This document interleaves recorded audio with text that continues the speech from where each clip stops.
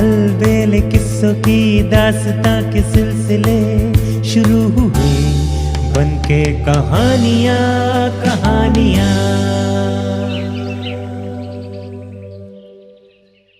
आइए सुनते हैं आज की कहानी राजकुमारी उषा। बहुत समय पहले असम में वाड़ासुर नामक एक प्रतापी राजा राज करता था, जिसकी राजधानी शोणितपुर थी। वो शिव भक्त था। उसकी एक ही पुत्री थी जिसका नाम उषा था, और जो उसके लिए बहुत ही भाग्यशाली साबित हुई थी। राजा के ज्योतिषी ने भविष्यवाणी की थी कि उषा का जो प्रेमी होगा वो वाड़ासुर को बहुत बुरी तरह से पराजित कर देगा, उसकी बेटी को उससे बहुत दूर छीन ले जाएगा और राजा की स्थिति बहुत ही दयनीय हो जाएगी। वाड़ासुर बहादुर होने के बावजूद ज्योतिषियों की बातों पर अत्यधिक विश्वास किया करता था। ये सुनकर वो एकदम क्षुब्ध हो गया और उसे हमेशा ये डर सताने लगा कि कहीं उसकी बेटी को किसी से प्यार न हो जाए। इसलिए वो हमेशा उस पर कड़ा पहरा लगाए रखता। राजकुमारी बहुत ही सुंदर युवती के रूप में बड़ी हुई। सौम्यता व शिष्टता के साथ साथ वो बहुत ही प्रतिभावान नर्तकी और संवेदनशील कलाकार भी थी। राजा उसे लेकर हमेशा सशंकित रहता था और चाहता था कि वो पल भर के लिए भी उससे दूर न हो। उसने निश्चय किया कि वो उसे कहीं ऐसी जगह भेज देगा जहां कोई और न हो, ताकि उसे किसी से प्यार न हो। उसने एक पहाड़ी के ऊपर एक मजबूत किला बनवाया, जिसके चारों तरफ आग जलती रहती थी। वो जगह अग्निगढ़ के नाम से लोकप्रिय हुई। उसने अपनी बेटी को वहां रख दिया। वहां उसके सिवा और कोई नहीं रहता था और न ही किसी को वहां जाने की इजाजत थी। बस उसके साथ उसकी कुछ सहेलियां व सेविकाएं ही गई। इस तरह की व्यवस्थाएं की गई थी कि वो दूर से भी किसी पुरुष को न देख सके।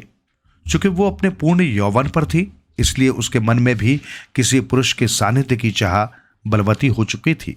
वो भी चाहती थी कि दूसरी लड़कियों की तरह उसकी भी शादी हो, पर उसे तो हमेशा से बुजुर्ग महिलाओं व पुजारिनों ने यही कहा था कि वो न किसी के प्यार में पड़े और न ही विवाह के बारे में सोचे। उषा को एक उपयुक्त साथी की कमी खलती रहती, इसलिए वो उदास रहने लगी। धीरे धीरे वो अवसाद का शिकार होने लगी। अपने पिता की ही तरह उषा भी शिव भक्त थी। वो रोज यही प्रार्थना करती कि भगवान उसे एक उपयुक्त साथी से मिलवा दे। एक बार बसंत के त्योहार के दौरान उषा ने भगवान शिव के साथ प्रेम नामक एक नाटिका में देवी पार्वती की प्रेम कहानी में भाग लिया। उसने देवी पार्वती की भूमिका इतनी अच्छी तरह से निभाई थी कि देवी पार्वती, जो चुपचाप उस नाटिका को देख रही थी, उषा से बहुत प्रसन्न हो गई। एक दिन देवी पार्वती कैलाश में भगवान शिव के मंदिर की पुजारिन के वेश में उषा से मिलने आई।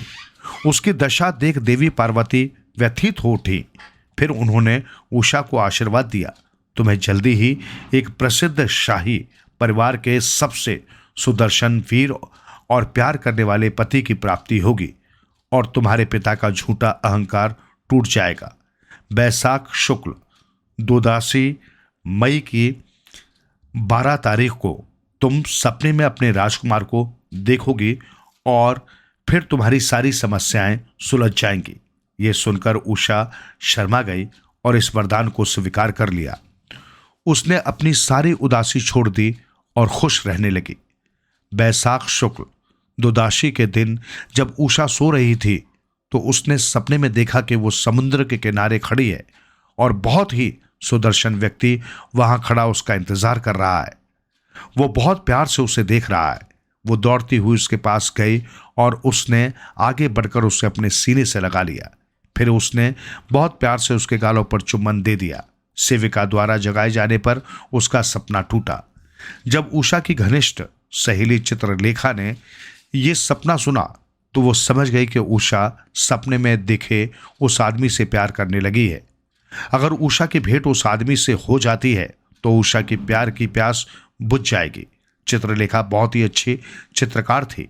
फिर उसने अपनी कल्पना व याददाश्त से विभिन्न राजकुमारों के चित्र बनाए। उसने सारे क्षत्रिय राजकुमारों के चित्र बनाए, लेकिन उषा ने कहा कि उसके सपनों का राजकुमार उनमें से कोई नहीं है। चित्रलेखा तब यादव वंश के समस्त राजकुमारों के चित्र बनाने लगी। जैसे ही उसने राजकुमार अनिरुद्ध का चित्र बनाया, उषा ने तुरंत ही उसके सपने में आने वाले राजकुमार को पहचान लिया। वो भगवान कृष्ण का पोता था। उषा ने उस चित्र को अपने सीने से लगा लिया। चित्रलेखा योग करने में बहुत निपुण थी और अपनी इसी जादुई योग शक्ति की मदद से वो उठ सकती थी, अदृश्य हो सकती थी और भारी वस्तुओं को उठा सकती थी। रात होने पर उड़ते हुए द्वारिका पहुंची और सीधे जाकर महल में उतरी।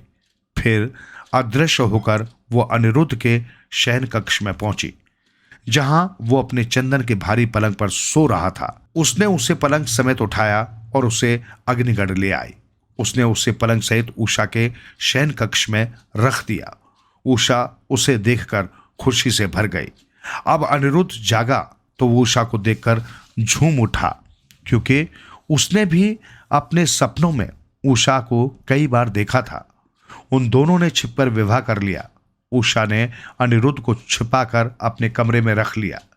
दोनों एक दूसरे का साथ पाकर बहुत खुश थे, पर बहुत जल्दी ही वड़ासुर को ये बात पता चल गई और उसने गुस्से में अनिरुद्ध को पकड़कर लाने का आदेश अपने सिपाहियों को दिया।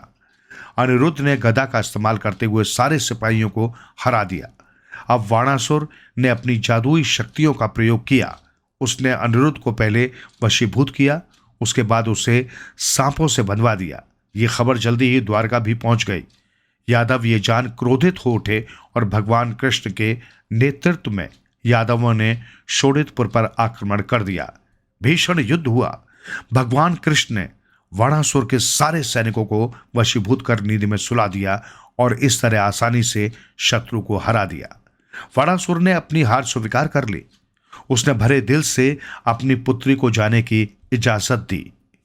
द्वारका में नव दंपत्ति का खुले दिल से स्वागत किया गया और वे दोनों खुशी खुशी रहने लगे।